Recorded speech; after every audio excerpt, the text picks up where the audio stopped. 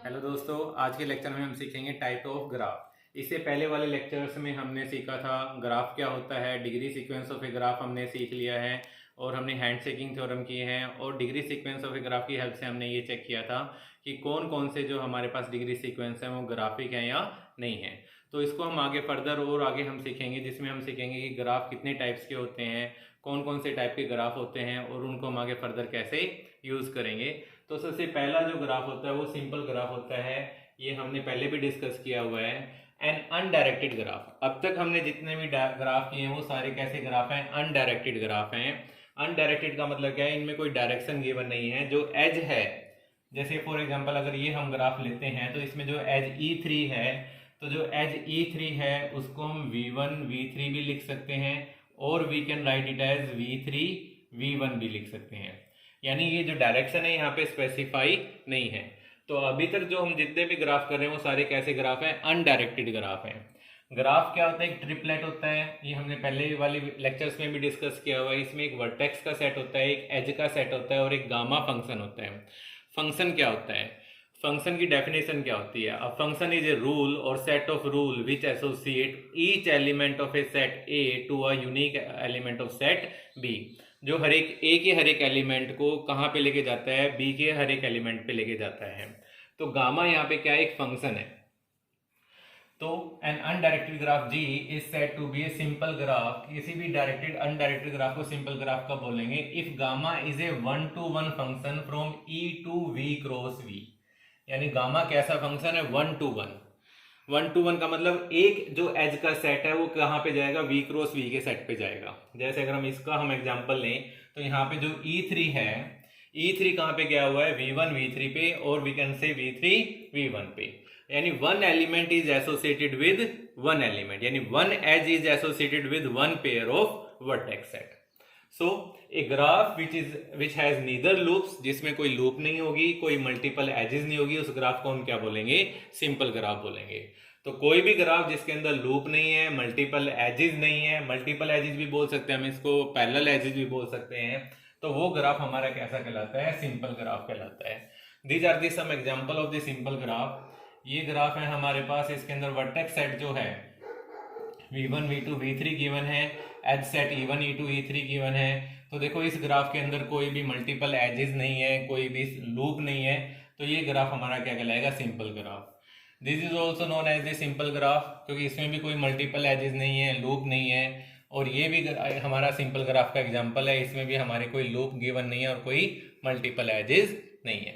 तो simple graph क्या होता है, जिसके अंदर कोई भी मल्टीपल एजेस नहीं होती और कोई लूप नहीं होता, उस ग्राफ को हम क्या बोलते हैं, सिंपल ग्राफ।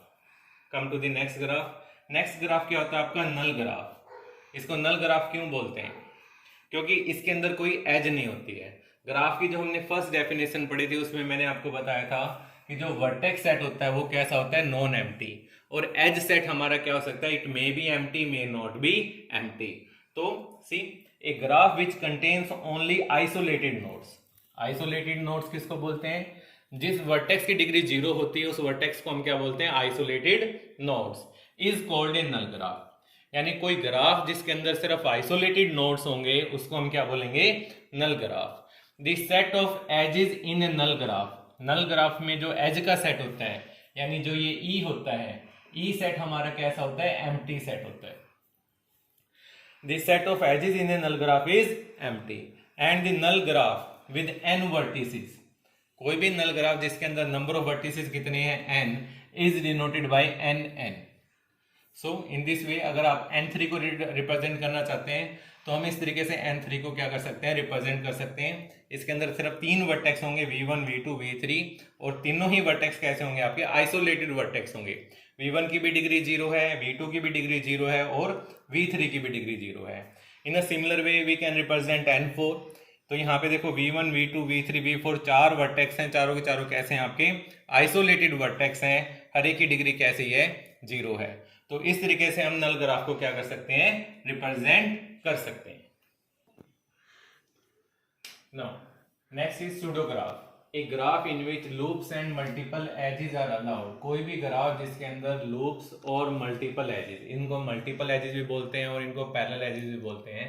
तो कोई भी ग्राफ जिसके अंदर लूप और मल्टीपल एजेस अलाउड होंगे उस ग्राफ को हम क्या बोलेंगे, सूडो ग्राफ। तो ये हमारे पास अनडायरेक्टेड सूडो ग्राफ है। अभी तक हम जितने भी जो ग्राफ कर रहे हैं वो सारे के सारे कौन से हैं, अनडायरेक्टेड ग्राफ हैं। तो देखो इसके अंदर लूप भी हैं, मल्टीपल एजेस भी हैं, तो ये ग्राफ हमारा किस कैटेगरी के अंदर आएगा, सूडो ग्राफ के अंदर आएगा। Next is the very important graph which is known as the complete graph, a simple graph. अब यहाँ पे देखो बोला क्या गया है, ये सिंपल ग्राफ। सिंपल ग्राफ है तो इसके अंदर लूप्स भी अलाउड नहीं होंगी और मल्टीपल एजेस भी अलाउड नहीं होंगी। तो कोई भी ग्राफ पहले कंप्लीट ग्राफ से पहले कैसा होना चाहिए, सिंपल ग्राफ होना चाहिए। A simple graph G is said to be complete. किसी भी सिंपल ग्राफ को हम कंप्लीट कब बोलेंगे, if every vertex in G, if every vertex in G is connected with every other vertex, यानी जितने भी वर्टेक्स हैं वो आपस में एक दूसरे के कैसे होने, आपस में कैसे होने चाहिए, एडजेसेंट वर्टेक्स होने चाहिए, यानी they are connected through an edge, that is there exist an exactly one edge between every pair of its distinct vertices, यानी देयर एग्जिस्ट कम से कम नहीं, there exist an exactly one edge, एक edge होनी चाहिए जो between every pair of its distinct vertices. एक complete graph is noted by K N, जो भी कंप्लीट ग्राफ होगा उसको हम किससे रिप्रेजेंट करेंगे, के एन से। तो अगर हम लिखना चाहें के वन में तो सिर्फ एक ही वर्टेक्स होगा, तो के वन में हम किससे लिख सकते हैं, V1 से। ग्राफ आपका सिंपल है तो इसमें कोई लूप ही अब पॉसिबल हो सकती है, लेकिन सिंपल ग्राफ है तो लूप आएगी नहीं, तो ये हमारा क्या कहलाएगा, K1। K2 तो दो वर्टेक्स होंगे तो they are connected with an edge, जिसको हमने किससे रिप्रेजेंट कर दिया, E1 से। K3 अगर आप लिखोगे तो K3 के अंदर नंबर ऑफ वर्टिसेस कितने होंगे, 3, V1 V2 V3 connected with an edge E1 E2 and E3। तो you can see here 3 vertex हैं और तीनों ही आपस में कैसे हैं, एडजेसेंट हैं। इन अ सिमिलर मैनर अगर आप K4 को लिखना चाहें तो K4 में नंबर ऑफ वर्टेक्स कितने होंगे, 4, V1 V2 V3 V4। तो देखो V1 यहाँ पे V1 is adjacent to V2 and V3 but not V4, तो हमने V1 को V4 से भी एडजेसेंट करना है, सिमिलरली V2 और V3। तो from here you can see that this is a complete graph, every vertex is adjacent with every other vertex, V1 is adjacent with V2, V1 is adjacent with V3, V1 is adjacent with V4। तो अगर यहाँ पे आप as count करो तो कितनी as होंगी, E1 E2 E3 E4 E5 and E6। तो K4 के अंदर नंबर ऑफ एजेस कितनी हुई, 6, K3 के अंदर नंबर ऑफ एजेस कितनी हुई, 3, K2 के अंदर हमारे पास कितनी हुई, 1 और K1 के अंदर हमारे पास कितनी हुई, 0। तो ये एजेस कैलकुलेट करने के लिए हम एक फॉर्मूला लगा सकते हैं, the total number of edges in a complete graph Kn is obtained by the formula NC2, C stand for combination, formula for NC2 is n factorial upon 2 factorial into n minus 2 factorial। और अगर हम इसको simplify करें n factorial को हम क्या लिख सकते हैं, n into n minus 1 into n minus 2 factorial upon 2 factorial को 2 into 1 लिख सकते हैं अपॉन n minus 2 factorial। तो n minus 2 से n minus 2 कैंसिल हो गया, तो will obtain this result n into n minus 1 upon 2। तो अगर हम इसको यहाँ से वेरीफाई करना चाहें, suppose you want to find the number of edges in K4, तो put n is equal to 4 here, what you will get 4 into 3 upon 2, तो 2 2 is 4, तो नंबर ऑफ एजेस कितनी आ जाएंगी आपकी, 6। अगर आप K3 में चेक करना चाहते हैं तो n को आप क्या पुट कर दीजिए, 3, तो यहाँ पे वैल्यू क्या आ जाएगी, 3 into 2 upon 2, तो नंबर ऑफ एजेस हमारे पास कितनी आ जाएंगी, 3। अगर आप K2 चेक करना चाहते हैं तो K2 में वैल्यू क्या हो जाएगी आपकी, 2 into 1 upon 2, तो 2 से 2 आपका कैंसिल हो जाएगा, नंबर ऑफ एजेस कितनी आ जाएंगी, 1। और अगर आप K1 चेक करोगे तो 1 into 0, तो क्या आ जाएगा, 0। तो इन दिस वे अगर आपको number of edges find out करनी है, will apply this formula Kn is equal to NC2। तो ये हमारा कंप्लीट ग्राफ होता है जिसको हम किससे रिप्रेजेंट करते हैं, Kn से। Now next type of graph is the regular graph, a graph in which degree of each vertex, कोई भी ग्राफ जिसके अंदर degree of each vertex is same, यानी हर एक वर्टेक्स की डिग्री क्या होनी चाहिए आपकी, इक्वल होनी चाहिए, is called a regular graph।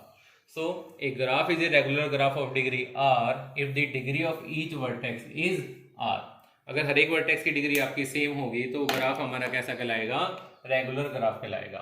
तो जो कंप्लीट ग्राफ होता है हमारे पास के एन, अभी हमने डिस्कस किया था कंप्लीट ग्राफ क्या होता है। अगर फॉर एग्जांपल आपको K4 रिप्रेजेंट करना है तो ये हमारा K4 होता है, V1 V2 V3 V4। तो अगर यहाँ से हम डिग्री निकालें, V1 की भी डिग्री कितनी होगी 3, V2 की भी डिग्री कितनी होगी 3, V3 की भी 3 और V4 की भी 3। तो जो भी कंप्लीट ग्राफ होता है विद n वर्टिसेस तो उसकी डिग्री क्या होती है n-1। उसकी डिग्री हमारे पास क्या होती है n-, हर एक वर्टेक्स की डिग्री n-1 होगी। अगर हमारा ग्राफ कैसा है, कंप्लीट ग्राफ है विद n वर्टिसेस, तो it means A complete graph की n is a regular graph. तो जो भी हमारा कंप्लीट ग्राफ होगा वो कैसा होगा, रेगुलर ग्राफ होगा, और उसकी डिग्री क्या होगी आपकी n-1। तो अगर K4 है तो डिग्री क्या होगी 3, K5 है तो डिग्री क्या होगी 4। Now next is the cubic graph. A three regular का मतलब क्या है, रेगुलर ग्राफ ऑफ डिग्री 3, यानी कोई भी रेगुलर ग्राफ जिसमें हर एक वर्टेक्स की डिग्री क्या होगी 3 होगी, connected graph is called A cubic graph. तो उस ग्राफ को हम क्या बोलेंगे, cubic graph. A cubic graph has always even number of vertices.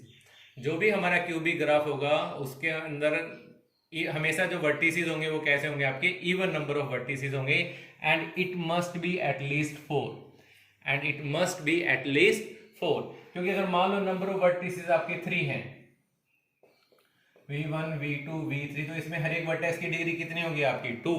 तो that's why number of vertex in a cubic graph is at least 4। तो नंबर ऑफ वर्टिसेस कितने होंगे 4 होंगे। So these are the some example of a 3 regular connected cubic graph with 4 vertices and with 6 vertices. तो यहाँ पे 4 vertices हैं, आप हर एक वर्टेक्स की डिग्री काउंट करके देख लो। V1 की डिग्री भी हमारे पास 3 है, V2 की भी डिग्री 3 है, और V4 की भी डिग्री 3 है। इन अ सिमिलर मैनर यहाँ पे नंबर ऑफ वर्टेक्स कितने हमारे 6 हैं, और हर एक वर्टेक्स की डिग्री कितनी है 3 है। तो कोई भी cubic graph, 3 regular cubic graph, हम इस तरीके से हम कैसे कर सकते हैं, उसको रिप्रेजेंट कर सकते हैं।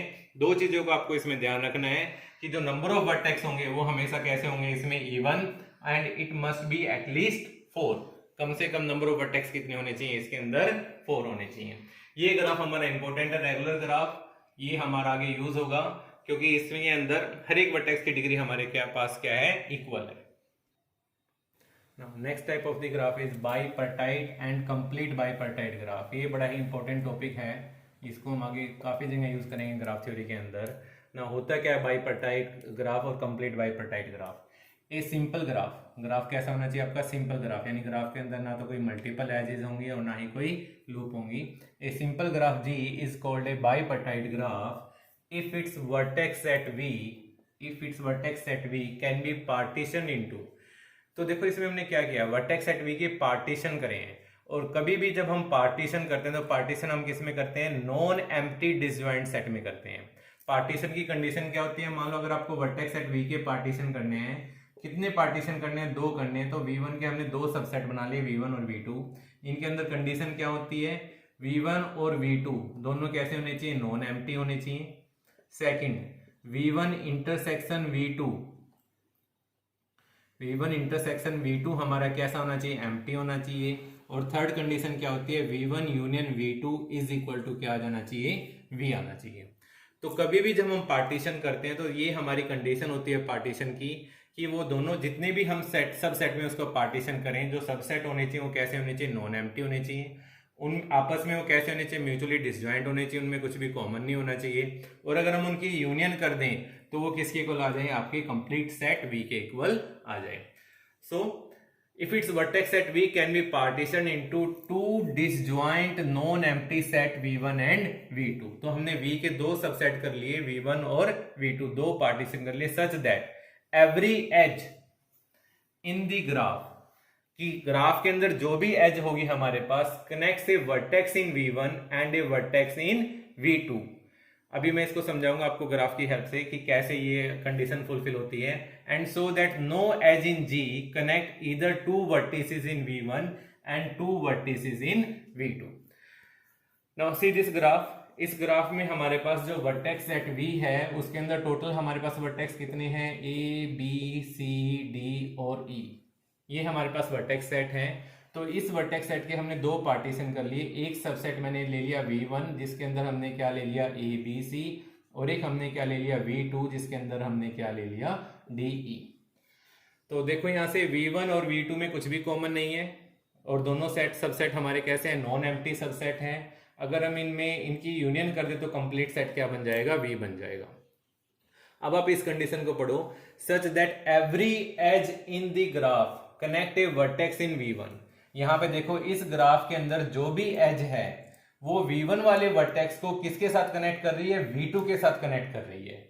And there is no edge in G connect either two vertices in V1। अब V1 के अंदर हमारे पास 3 वर्टेक्स हैं, तो ग्राफ के अंदर ऐसी कोई भी एज नहीं है जो वर्टेक्स V1 में आपस में कनेक्ट हो रही हो और आपस में V2 में कनेक्ट हो रही हो।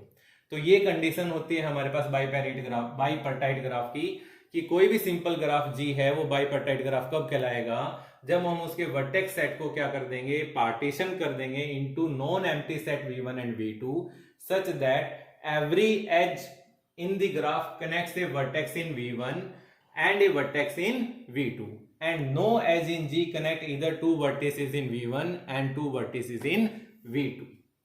इसी की प्रॉपर्टी को हम आगे फर्दर एक्सटेंड करेंगे। तो नेक्स्ट हमारे पास डेफिनेशन आएगी कंप्लीट बाइपर्टाइट ग्राफ। तो कोई भी ग्राफ हमारा कंप्लीट बाइपर्टाइट ग्राफ कब कहलाएगा, if every vertex of V1 is adjacent to every vertex in V2। यानी V1 का हर एक वर्टेक्स किसके साथ एडजेसेंट है, V2 के साथ। तब जो ग्राफ बनेगा वो ग्राफ क्या कहलाएगा, आपका कंप्लीट बाइपर्टाइट ग्राफ कहलाएगा। जैसे आप फिगर बी को देखिए, यहाँ पे A is adjacent to D and E, B is also adjacent to D and E, C is also adjacent to D and E। Similarly D is adjacent to A, B, C and C is adjacent to A, E is adjacent to A, B and C। तो अगर जो V1 के हर एक vertex किसके साथ adjacent हो, V2 के साथ, और V2 का हर एक वर्टेक्स किसके साथ एडजेसेंट हो, आपका V1 के साथ, तब जो हमारा ग्राफ होगा वो क्या कहलाएगा, आपका कंप्लीट बाइपर्टाइट ग्राफ। और जो भी हमारा ग्राफ होता है then it is called a complete bipartite graph. If cardinality of V1 is M, cardinality का मतलब क्या होता है, number of element in the set V1 is M and cardinality of V2 is N, then the complete bipartite graph is represented by KMN। तो अगर मैं इस graph को रिप्रेजेंट करूं तो ये ग्राफ हमारा क्या हो जाएगा, K32।